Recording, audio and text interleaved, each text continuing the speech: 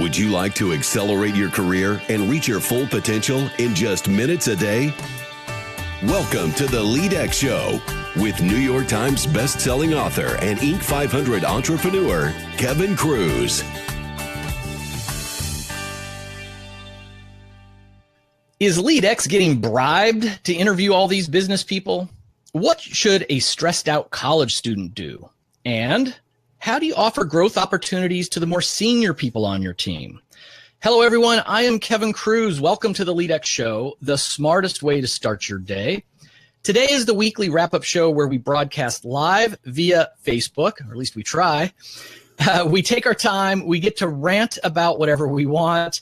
We answer your questions, and I am joined by LEADx editor Tara Millette. Hello, Tara. Hello, everyone. Super excited to be here. Now, we hadn't chatted for ourselves for a few days, and even before we went live, you just dove into all kinds of stuff, and I'm like, don't wreck it. You're emptying out all your good stuff. So you went to a hockey game last night. I know that. I did. Well, I'm Canadian, so I have to see hockey games every, I want to say, month or so, or else my reserves get depleted. But I went to a Flyers rookie game. And I think last week I talked to you about how, I've been eating pretty unhealthily. It was birthday week. There was lots of, goodies going around.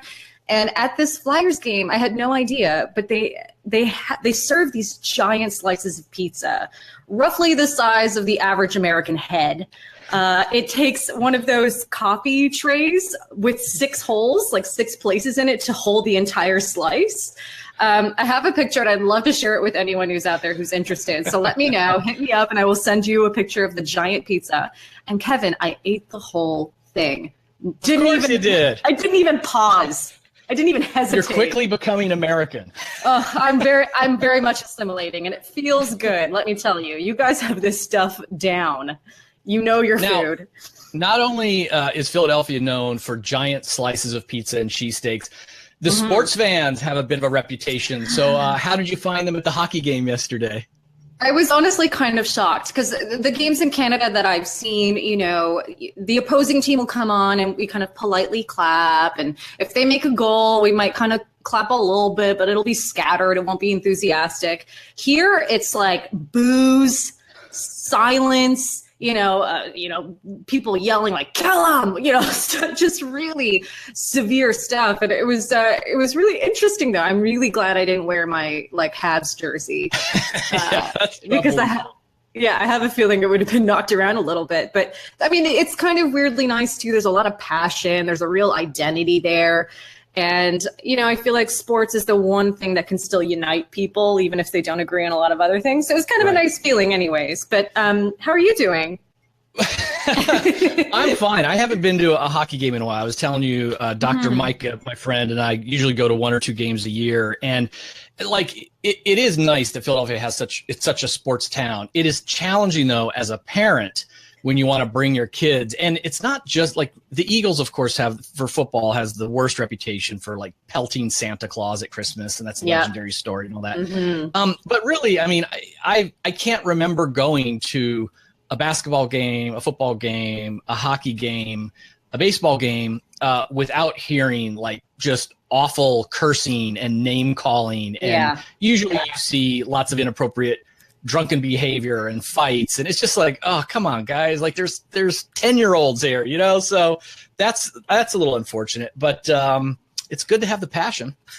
It is. Yeah, and I saw a lot of kids there, and there were a lot of curses being thrown around, but they seem to be having a good time. You ply them with enough cotton candy, and they seem to be pretty preoccupied with that. So all is good. Yeah. And speaking of amazing sports matchups, I'm sure you were fascinated over the last few weeks that Google's artificial intelligence computer called DeepMind, it's kind of like IBM has Watson, Google has DeepMind. Wow. For the first time ever, it beat the human master at the game of Go. Now, do you know what Go is? Yes, I've seen it before, but I don't know the rules. But yeah, it's like for those who haven't seen, it's a grid, and you have just black and white little discs, and the idea is that you have to, so you keep taking turns, and when you encircle your opponent, then like all of your white pieces become my black pieces, and they say like the same way chess is like exponentially more sophisticated and strategic than checkers, Go is that much more than chess. And wow. So, a computer a long time ago beat checkers, and then of course beat the chess grandmasters, and then of course IBM Watson beat a human at Jeopardy, which was big news. And now an AI computer, just beat the world master of Go, who, I know I'm not going to do his name right. He's from China. KG is, I believe, how you pronounce it, and seems like a really nice young man. And it was interesting. Like, I geek out on the AI stuff more than I'm sure everybody wants me to, but so I was interested. Wow, another milestone. But during the match, which was being broadcast live, they did three matches, and when he lost, when the human lost the first round, China cut the feed they stopped broadcasting because this was like a national shame and threat. So like they just stopped broadcasting it. And then in the interview afterwards, the player, KG, he started crying. I mean, he said that he never thought he could be beat by a computer, and it's changed his view of humanity, is what he said. Pretty dramatic. Wow. So yeah, it's interesting, and this is and it's neat that it's not just like IBM Watson. Like Microsoft, Google, and IBM are really the three big players in the space. But everybody knows I like to geek out on the robots ruling the world. So this is just another sign. Well, it's great, because they're saying, I read somewhere that they're saying like the next arms race is going to be the AI race. Well, yeah, talk about scary. Forget about what I'm saying. When Vladimir Putin says exactly, whoever wins the AI race will rule the world, and everyone else is like, World War III is going to be an AI war. It's like, oh my gosh, that's a little freaky. A little freaky. I'm just waiting for the time when AI can like do all my household chores. I'm looking forward to that. But isn't that funny? Because I think in like the 1950s or whenever, the predictions were that all these robots would be doing our household chores. Well, now the robots can beat humans at things. They can drive cars, and they can beat players at Jeopardy and Go, and yet they really can't take out my garbage. And I know there's Roomba for the vacuum. I don't think it really works, Yeah, so it's give me a robot that'll fold my clothes after it comes out of the dryer. I would gladly be enslaved by robots if they took care of my laundry and shopping and stuff. Right? I'll be a robot's lunch or battery if it means I don't have to take care of my, errands. That sounds great. Exactly. Well, I know we've got a lot of things we want to share, and so we should dive in. And one of the new things, we want to do is normally we just sort of do Q&A, and we do the iTunes review of the week, but we get a lot of mail just, complimenting us, Tara, on how awesome we are. I know. And why be so humble? I figure we got to share it with the world so everybody else knows how awesome we are. So it's these episodes air on Friday. So I know I didn't originate this, but I told you, I'm like, I want Fan Mail Friday, where we just share some comments and nice things people are saying about the show. So what did we get this week? We have a lot of reasons to be braggadocious, don't we? We have a first fan mail / comment from Stephen Kaplan, and he says, the reason there were brass rings, this is in reference to, I think, a few weeks ago in our wrap-up where we talked about the origin of reaching out for the brass ring. He says, the reason there were brass rings on carousels was a callback to medieval jousting. When training soldiers for riding on a horse with a lance or a spear, you can't let them stab each other, so you need targets. So you set the rings up, and if the rider comes back with all the rings on his spear, he wins. When the posh chivalric knights did it for show, the brass ring was the hardest to hit. Depending on the event, you could win armor, horses, land, or a lady's hand in marriage. Well, who knew about that? So it turns out the origins of that metaphor go even further back than carousels.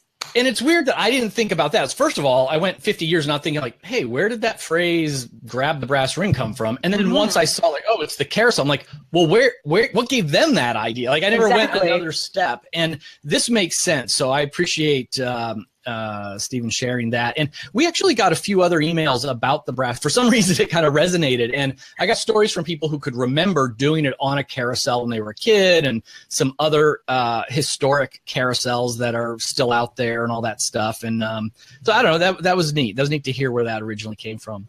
Yeah, that's awesome. Thanks, Stephen. Then we have another one from Matt saying, I have been listening to your podcast for a couple of months now and love it. Even though I am not a manager or a team leader, I've been inspired to look sideways to the people around me and to try and find out how I can inspire them. Thank you. 1,000 thank yous for inspiring me to in turn inspire others. You are right that everyone can be a leader by participating and engaging others. How sweet is that? That's awesome. I know, 1,000 thank yous even. And Matt, I mean, it's our thank you back to you for being a listener and actually, taking action. I mean, it sounds corny, but that's what this is about. And like our team gets pumped up when we get emails like this, that we feel good that we're impacting other people's lives. And of course, we're trying to, spread that out through the world. So that was great to hear. Really great to hear. Yeah, that was awesome. A real shot of energy. Okay, so I think now we can move on to our iTunes review of the week. This one is from BXGH, which I'm assuming is pronounced Bgz. So Bgz says, I started listening to your podcast since last spring. I listen every day on the way to work and either learn a new nugget or hear something I've heard before but needed to hear again. My commute is about 30 minutes, so it's perfect. I appreciate that you always ask your guests about what they learned from a time they failed, because I truly believe that if we're open to it, that's where real learning and change occurs. I'm extremely passionate about personal leadership. When we are successful living our lives with integrity, where our actions and words are in alignment, we make much better leaders at home and out into the world. Thank you for spreading the word that we are all leaders and that it starts from within. You rock. Wow. We rock, Kevin. That's a really, really nice one. And I like that reminder. Like, I don't think we're coming up with a lot of original stuff, but we could all use that reminder about the timeless principles that we've heard before. That's really nice. That's an awesome review. Yes, it was excellent. So please reach out to us at info@leadx.org, and we'll send you a thank you in the form of a t-shirt or perhaps a mug. And for everyone else out there, we hope you'll subscribe and leave a quick rating on the show. It doesn't have to be that long. It can be a nice short little sentence, just to, show your appreciation and let others know that we're worth checking out. So go ahead and go to leadx.org/subscribe. And I also want to just remind everyone that, we've started launching a lot of free training webinars over at leadx.org. So while you're over there, after you subscribe, click the little event tab at the top to see what's coming up. Like this episode, which will go live on the podcast on September 22nd, there's a 1 p.m. Eastern time webinar with organizational expert Beth Butler. And she's going to teach us all these ways to organize our desk, our office, our workspace. I know she told me in the past some cool ways to stay organized while doing business travel. So again, visit leadx.org to check out everything that's coming up there. Yeah, Beth also wrote a really great piece on leadx.org about how to optimize your time as a remote worker when you're working out of a cafe, and what to do to kind of make that environment work best for you. And I thought it was full of really great ideas. So feel free to check her out on leadx.org as well. All right, are we ready to take some questions already? Wow. I know, we're flying through, right? Seriously. And anyone out there in Facebook Live land, feel free to ask any questions, and we'll try and answer those if we have any time at the very end. And hit like on this live presentation and share it as well so we can get some more friends. We like having friends. Okay, let's hit the first question here. This is from Stephanie. Hey, are you guys getting paid to interview those company CEOs? Would that we were, Stephanie. That is hilarious. It's funny that came in, and I think, what has aired already, I think that one of the first ones I did was the vegan meal delivery service Vistro. I remember we did those, and I got a couple emails like, hey, were you getting free food out of that? Which I wasn't. We did just recently the CEO of Princess House. I'm not even sure what they offer. Dwyer Group does plumbing. Shred 415 was the workout facilities. Yeah. The Stacked Pickle was the restaurant, Gary Brackett. And then just yesterday, people are really going to think like we're on the take for freebies. Yesterday, I interviewed the CEO of Jones Soda, so craft sodas. Then I had the founder of Saddleback Leather, fine leather bags. And then, and this one, man, I wish we got hooked up. Randolph Sunglasses, like all these cool, really high quality sunglasses that all the stars are wearing, and they're rejecting because they're like handmade and all this stuff. It's really cool stuff. But no, I mean, we've never been paid so far to, put anybody on the air. And to my surprise, we've never gotten free swag. We've never gotten free goodies before or after the episodes. Yeah. So it's like, and for the listeners, I can promise this, if we ever were sent something, ahead of the interview, I would mention it on the interview. I mean, I don't think there's anything wrong with it. Maybe it would enhance the conversation if I could say, oh, I tried that vegetarian meal and here's what I don't know. Like maybe it would enhance the interview, but I would acknowledge it. And certainly if we were ever paid to sponsor, get a sponsored show, we would acknowledge that as well. And we may someday. I mean, we're not against that. I mean, I think, it takes a lot of time and resources to put together a podcast. We've never sold advertising or sponsorships thus far. Doesn't mean we won't in the future, Tara. But maybe the question behind the question is like, why are you moving from authors to like these business people? And I think if that's really the real question, I just go where I'm curious. And I think I'm always going to be curious about what professors or researchers or thought leaders are thinking about leadership and career. And they put books out. That's a good way to, to talk about it. But since we're all about, how do you get ahead? How do you lead people? I'm fascinated by entrepreneurs, people who have gone through a lot to build and sustain a company. So I think their real world wisdom is of value. We've got a couple of military officers coming up.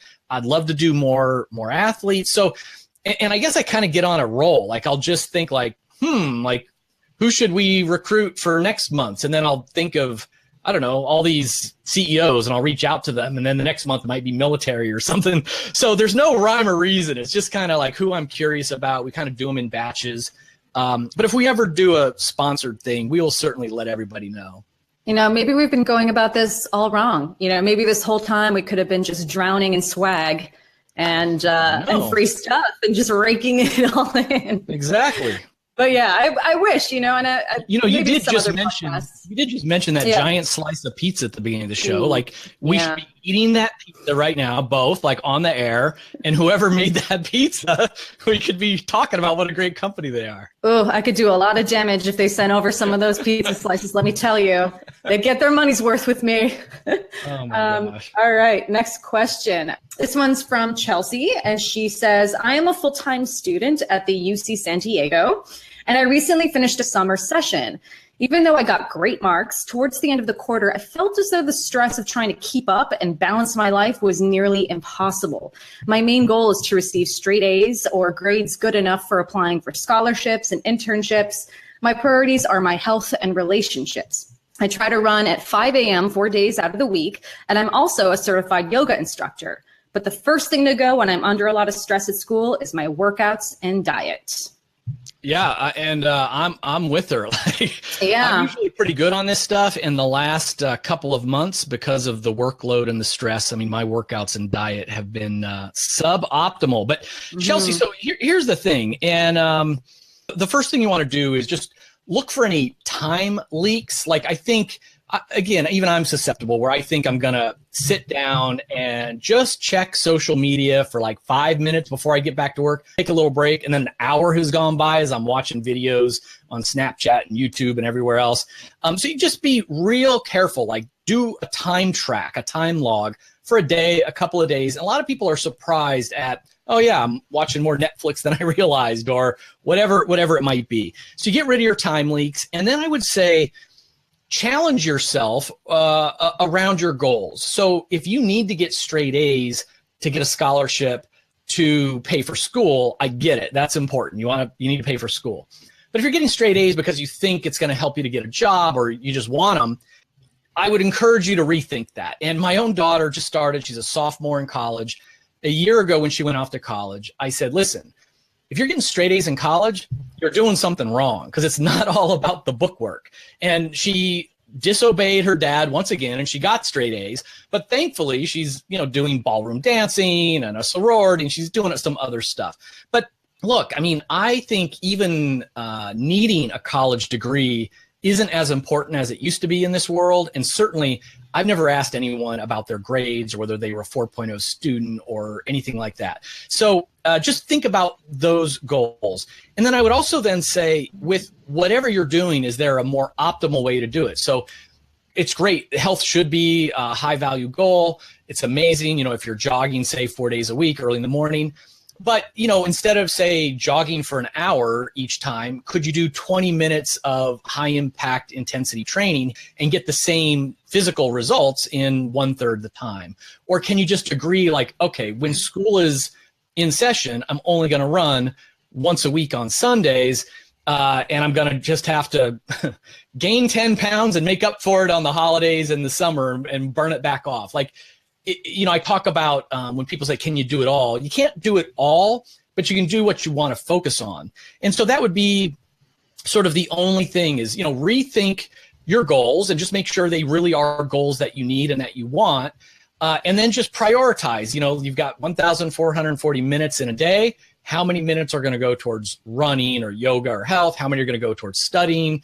And just, carve them up in that way. That's my quick productivity advice.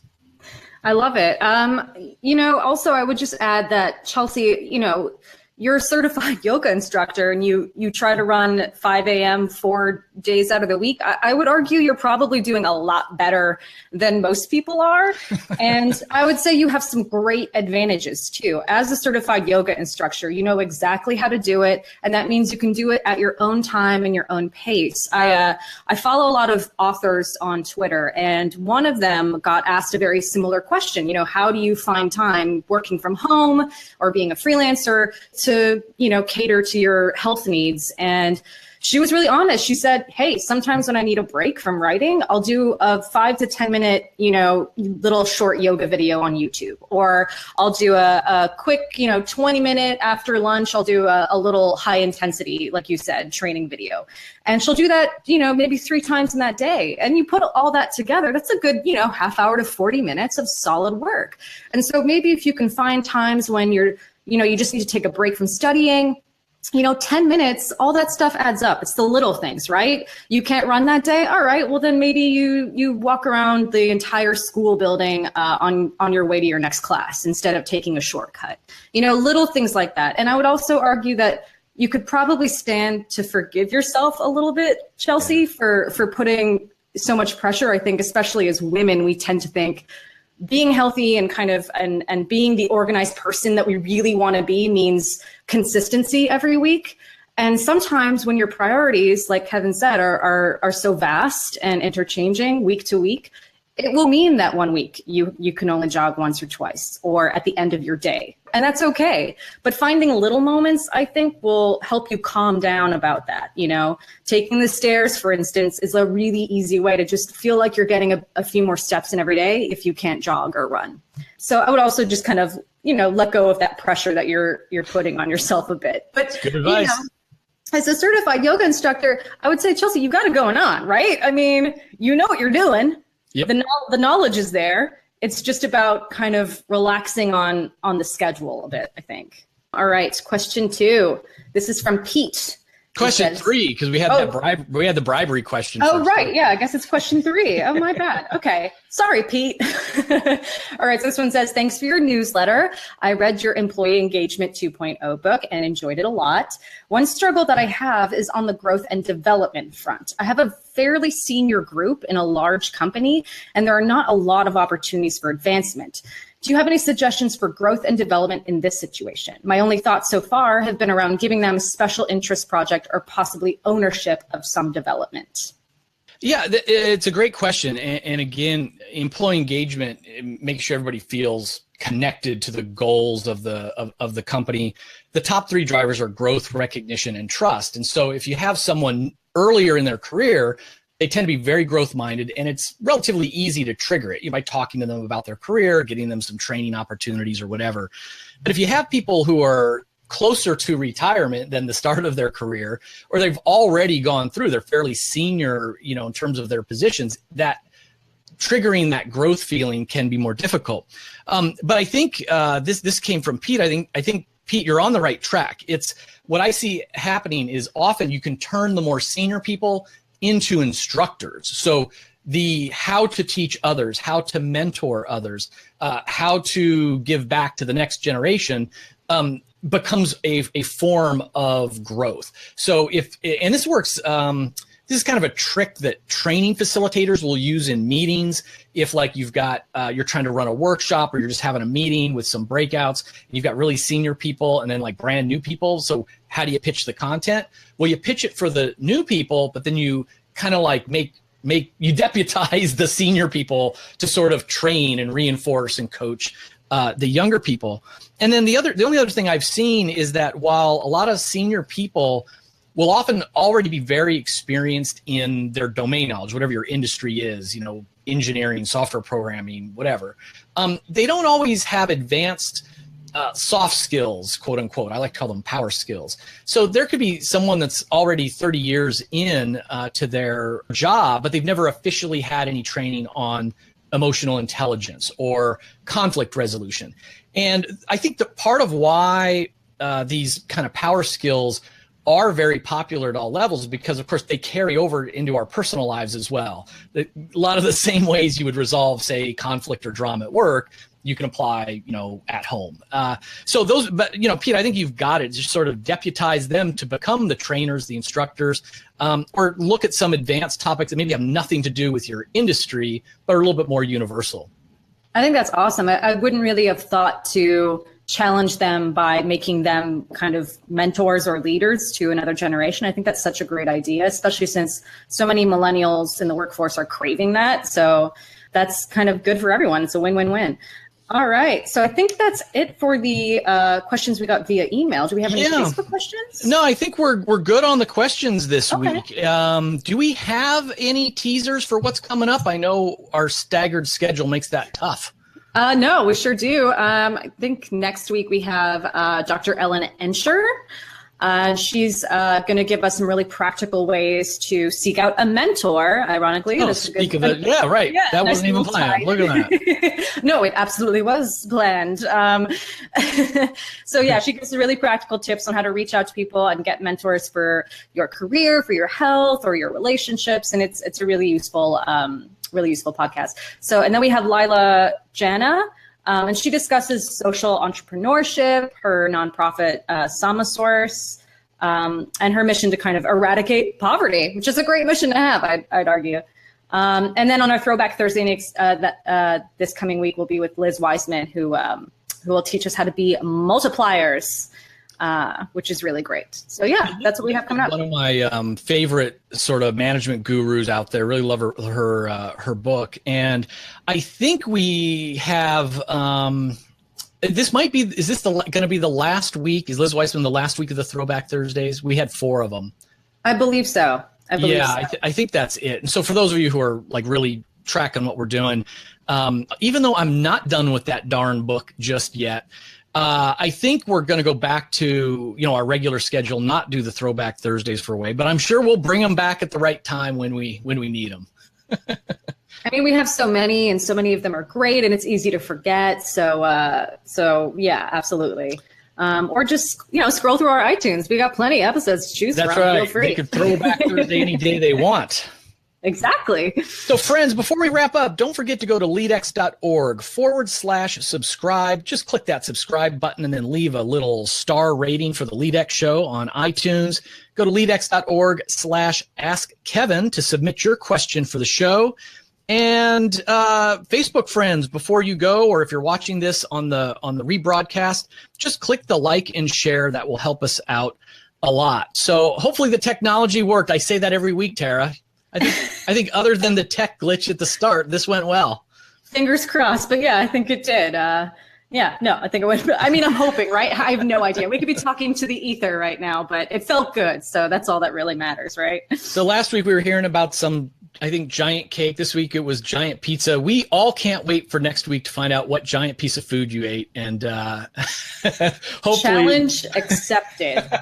That's an easy challenge, right? Oh yeah, if this is the way we're gonna go, then I'm happy to eat my way through Philly for everyone. Absolutely, I'll take this bullet. I'll take it. You'll do it. Until next time, remember, your family, your team at work, your community, all of us, we need you to lead with intent. How will you lead today?